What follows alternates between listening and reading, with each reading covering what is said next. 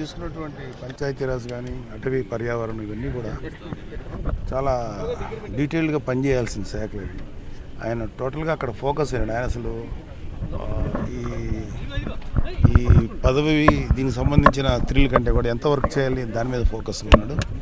మేమందరం కూడా ఆయన వైపే ఉన్నాం, అంటే ఆయన ఆలోచనకి అనుగుణంగా ఉన్నాం.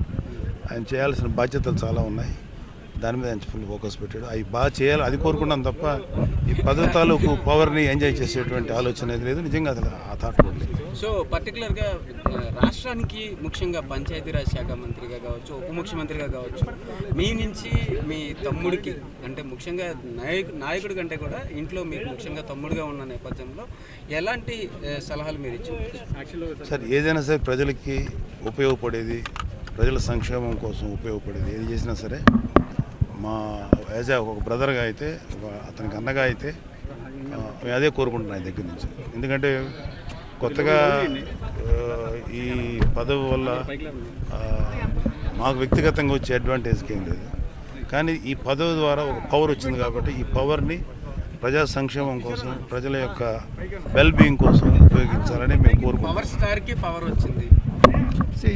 ఇప్పుడు ఆయన సినిమా వరకే పవర్ స్టార్ అండి, but when it comes to politics is a real hero.